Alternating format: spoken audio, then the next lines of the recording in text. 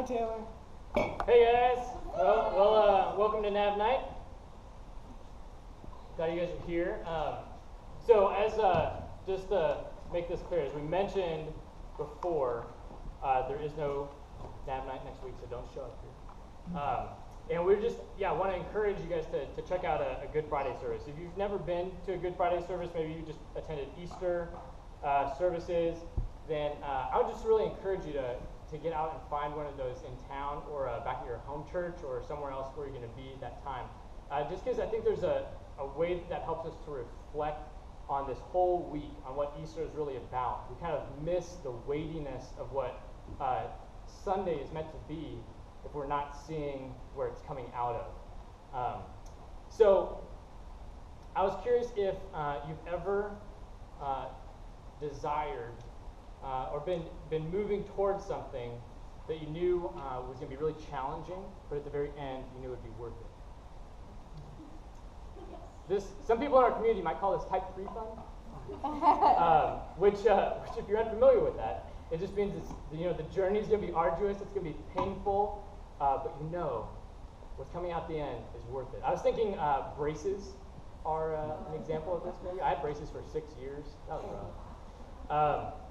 I was also thinking taking a 9.5-hour car ride with kids to Kansas is kind of one of those type 3 fun experiences potentially, depending on how that goes.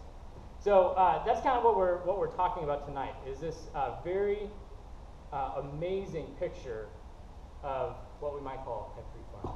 But we'll get into what that looks like. I'm going to pray and then dive in here. Jesus, I'm grateful that you're with us.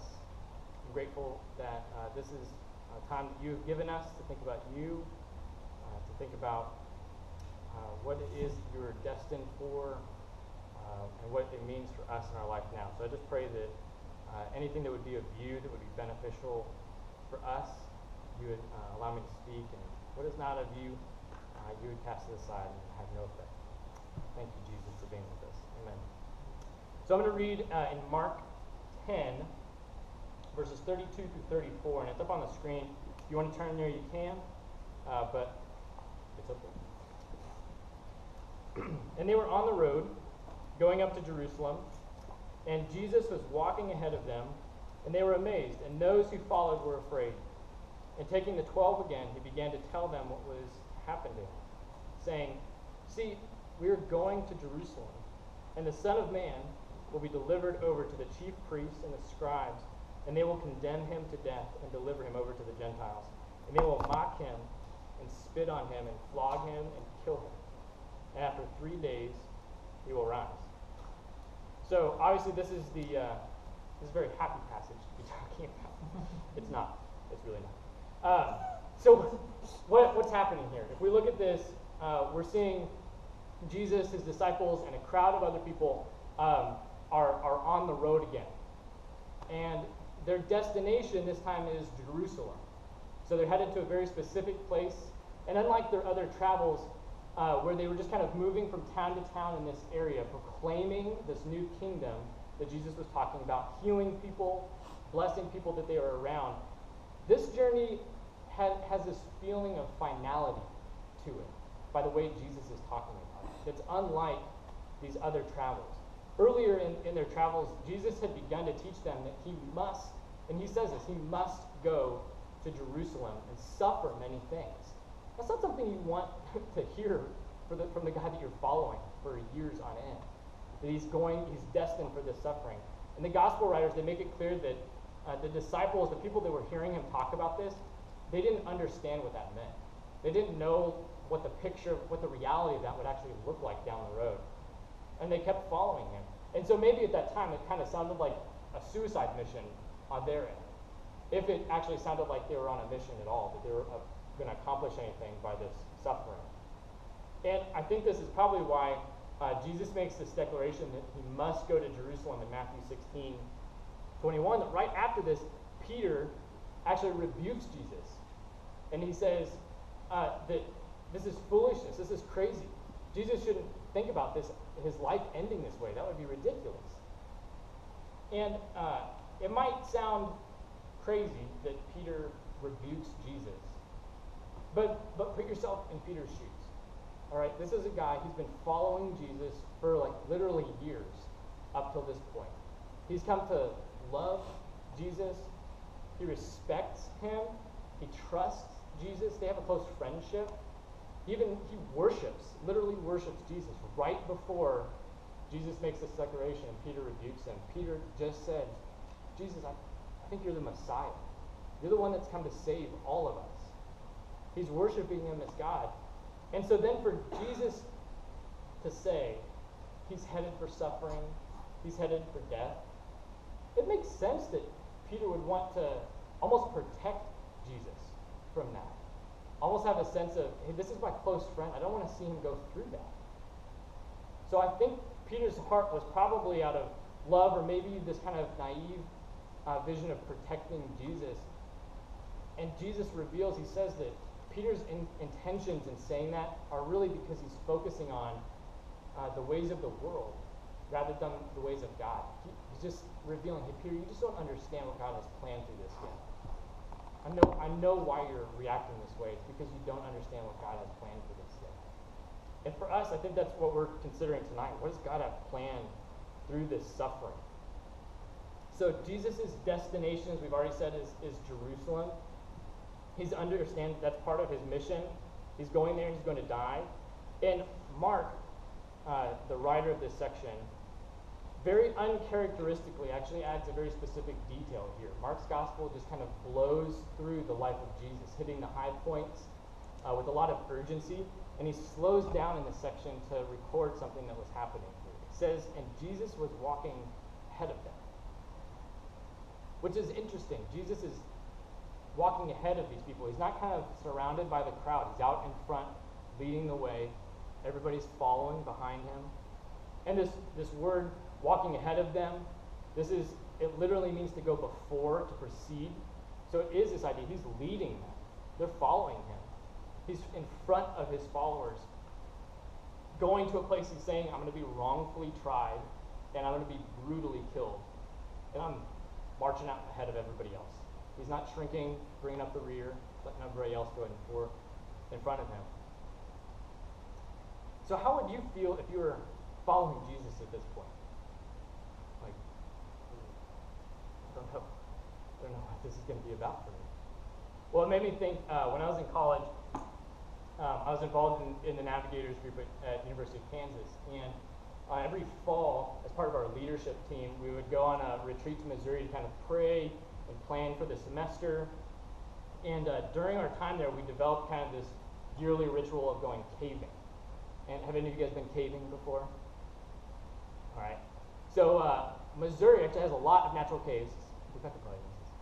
And so the retreat center that we went to owned kind of a cave that was on their property, on their land. And so they had the rights to go in and kind of delve deep into this cave. Anybody that wanted to go, you bring your headlamp, your flashlight, kind of grubby clothes, because you're just going to get filthy at the end of this. And we would just head in, not knowing exactly what to expect. And we always had a guide with us, because without them, we'd be screwed really quickly. And one of the staff guides, they'd be leading the way, and they would kind of take us mainly on this like paved road going through the cave to like a big open room. And it wasn't as big as this room, obviously. Maybe 30 or so people could fit there comfortably. And so going into this large room, we're far enough into the cave at this point that we could like turn off all the lights and total darkness.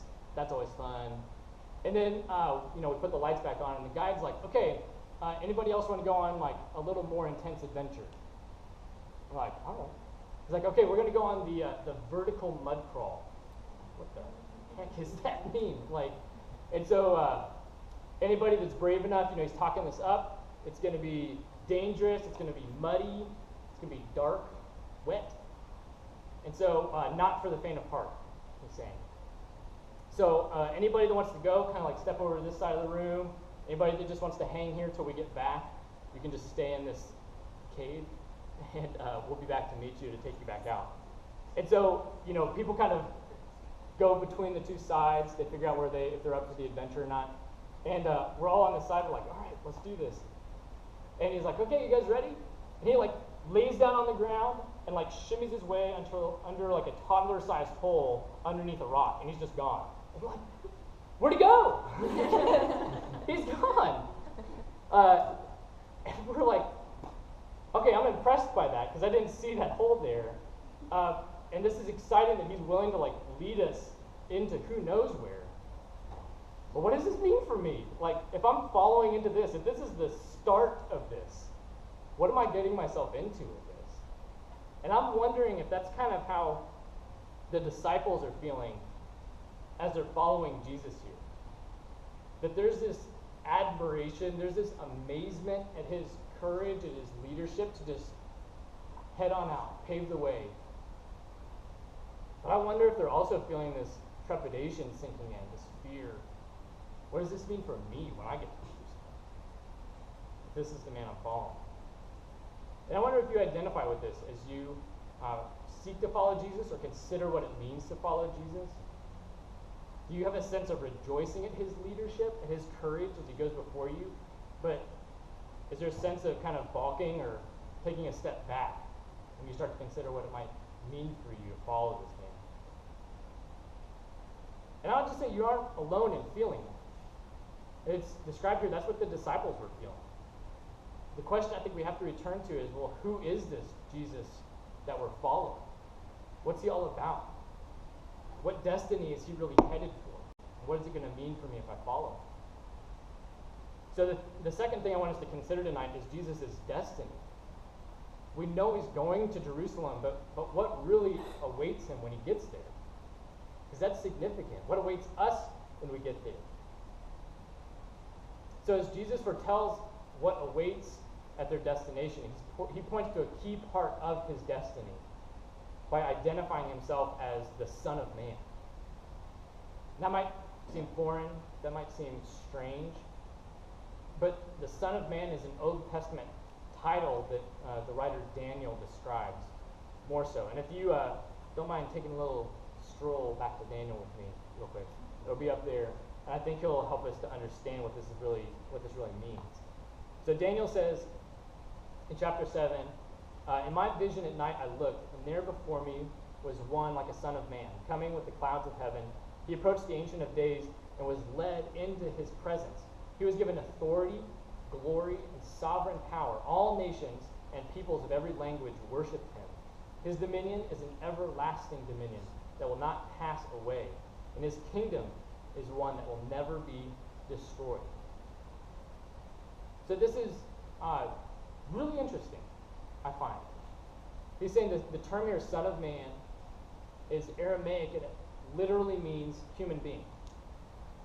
So Daniel is saying that there's a human being that comes from heaven that approaches God and receives authority, glory, power, and an everlasting kingdom in which people from every nation, language, and culture group worship him. That's nuts. Like, just let that sink in. He's saying there's a human being that comes from heaven and receives all of those things. And I don't know how that can be true. That a human being, would be worthy of what all of the Bible points to as only God being worthy of receiving. So Jesus, this wasn't like a slip of the tongue for Jesus. Jesus identifies himself 86 times in the New Testament as the Son of Man.